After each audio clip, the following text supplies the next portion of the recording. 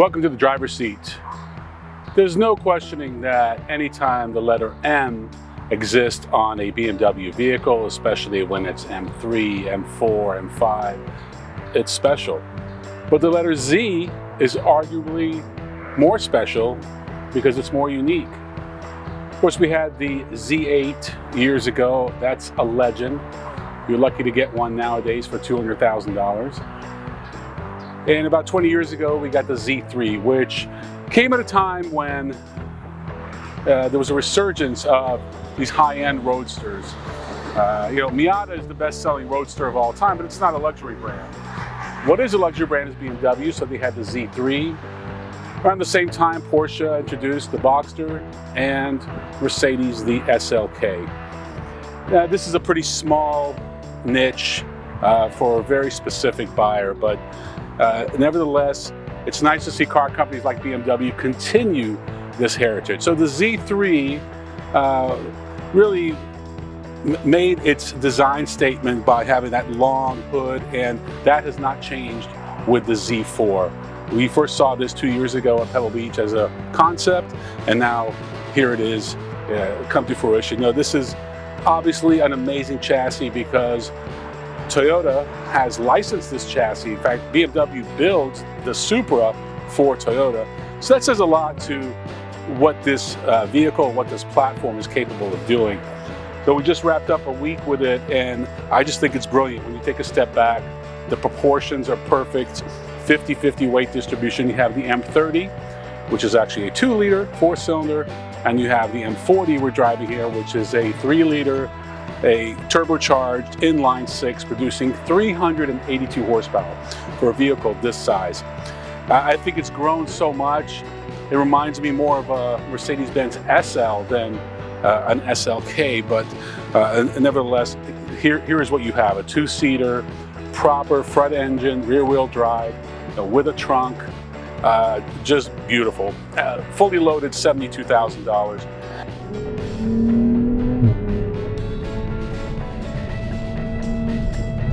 I think BMW has really gone through great lengths with this vehicle to understand their buyer. Let's face it, most people buying this car are probably over 60. They're affluent, and they just want the open air. Sure, the 382 horsepower, that sporty exhaust note, and this gorgeous red interior, those are nice extras. The super fast-acting 8-speed automatic transmission, brilliant, but it's really about style.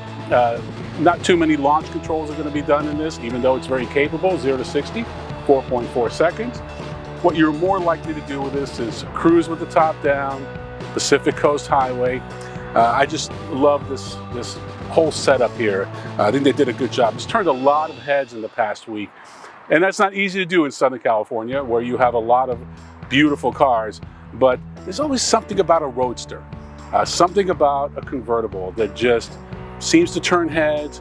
It has this nostalgic, romantic kind of feel about it, and it's nice that BMW has not abandoned the Roadster from its lineup. The Z4 is one of those vehicles that really looks good from every angle. As I mentioned, the long hood, and that has become a signature of the Z3 and the Z4. But you also have the double kidney grills.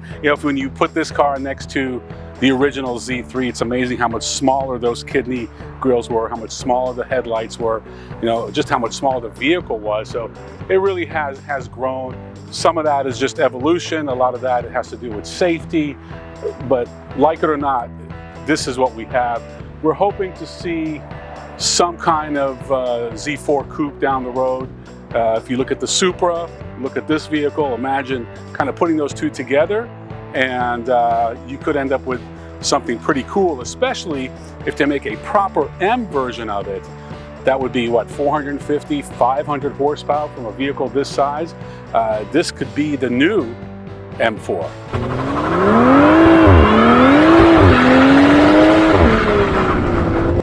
Very impressed with the downshift schedule. You really don't need to use the paddle shifters. It's almost like it knows exactly where you are and anticipates the downshifts brilliantly. I've always been a fan of these ZF transmissions, but they just keep improving them and refining them, and how about that exhaust note? You just don't get tired of that. And these are the things that you're paying $70,000 for because you want to distinguish yourself. No, it's not a V8 and there's some artificial sound. I get it, but it's a really fun roadster. This came out at a time when the same era of the Porsche Boxster, Mercedes-Benz SLK, and it was really kind of this fun time when all these new roadsters from Europe were coming along. But as you know, the Z4 is the foundation for the Toyota Supra. I'm a big fan of the old Supras, not a huge fan of the new one, just because I think a company like Toyota should have actually built their own car. But on the other hand, if you're going to have another car company build your heritage, iconic sports car for you, BMW is right up there, about as good as it gets. So credit to BMW for having all the right nuts and bolts, the right foundation to be able to really provide Toyota with a turnkey vehicle. For me, this I would go with the BMW. It's a different vehicle. Again, this is a Roadster. That's a coupe.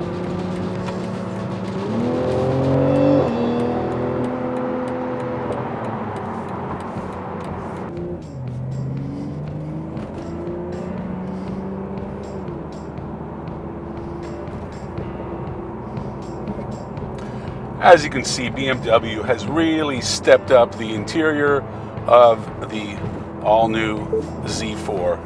It's really impressive. This is a true luxury roadster, and there aren't many luxury roadsters out there, but this is certainly one of them.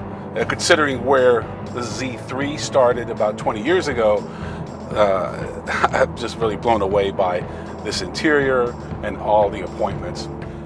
As far as seat comfort, the sport seats are definitely a little aggressive, but not overbearing.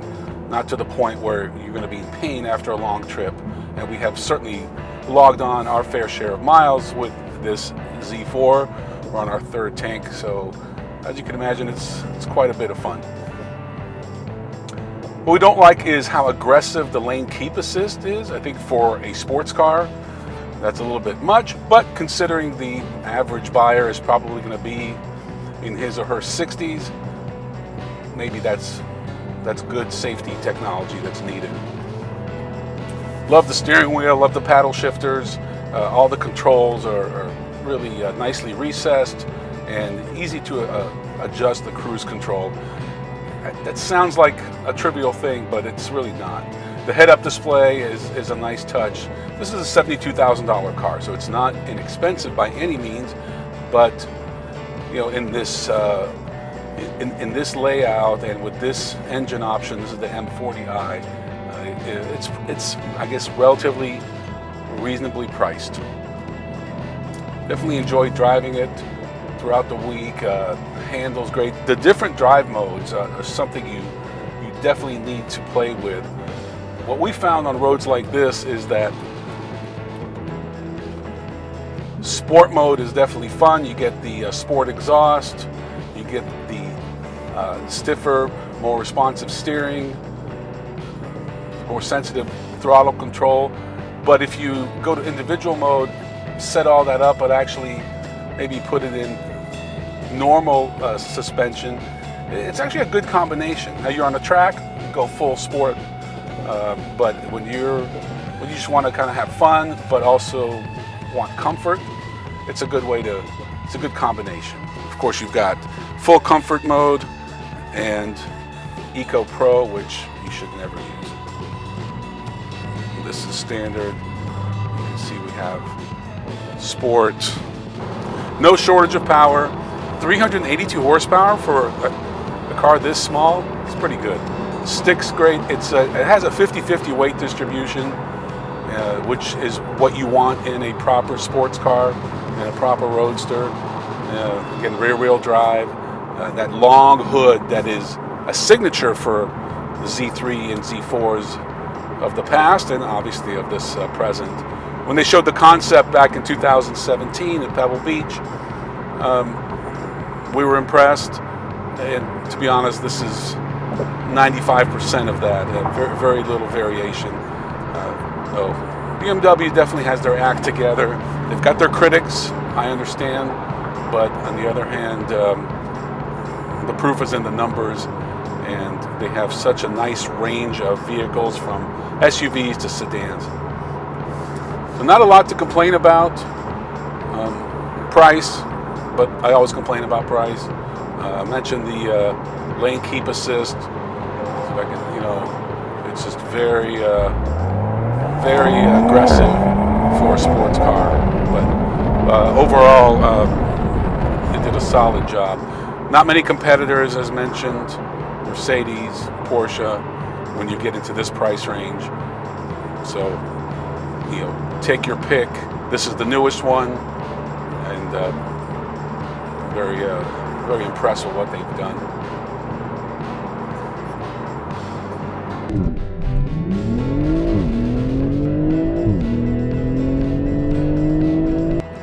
The interior designers just did a brilliant job with this vehicle, with the various color combinations, various material options. We went online and kind of built one out. This one's around $72,000. Love the gauges. They're not overbearing. Let's face it, this is where everything's going with, you know, full digital display. I'm not a huge fan of it, but you have to keep up with the times, so that's what BMW is doing. The 8-speed automatic transmission is, you know, ZF brilliant. It's, you know, another variation of the 8-speed that they put in so many of their vehicles, and why not?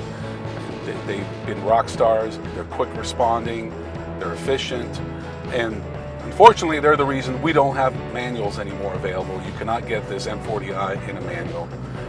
The numbers kind of bug me a little bit. M30i is actually a 2-liter, M40i is actually a 3-liter. It is what it is. They really can't go backwards anymore, but that's just where we're at, I think. The BMW has finally settled on their naming convention. That's why this is no longer called a Z3 to Z4, because even numbers denote two-door, sporty, coupe, whatever you want to call it, and the 4-door, the odd numbers. BMW 3 Series, 5 Series, 7 Series, etc. But the letter Z is still very unique. It denotes it's a Roadster, and you know, they've had a Z8 in the past, and the Z3, Z4 is what they're going with right now. The car has gotten significantly bigger and more luxurious, and less of a kind of Miata upgrade, and really more of, I don't know, maybe a inexpensive alternative, or more affordable alternative to a 911 Cabrio. So I think that's kind of where they're headed. With 382 horsepower, you are right there with, you know, with a Carrera convertible. So I love this rear 3/4 look. I frequently get asked, what color did you test drive in? This is called Frozen Gray Metallic, and it's just beautiful. It's a matte silver, matte gray, whatever you want to call it. I love the 3/4 angle and the proportions from here. One thing I don't like, it might be a little bit busy here with some of this airflow and whatnot, but I can overlook all that. You know, for many people, this is a dream car, something that they aspire to down the road, maybe a retirement car. Some people actually act on it, and some people just continue to dream. I'm not sure which basket you're in, but all I can tell you is that it's been a great week with this Z4. I love what BMW is doing. Great use of materials. You know, the exterior designers and interior designers really worked well together. It's, you know, it's two separate groups, but to make it all blend together is not an easy thing to do. A lot of times we see vehicles where it's a little disjointed. Not in this Z4. It's just one continuous, beautiful line. I'm Ron Doran. Thanks for watching. See you next time on The Driver's Seat.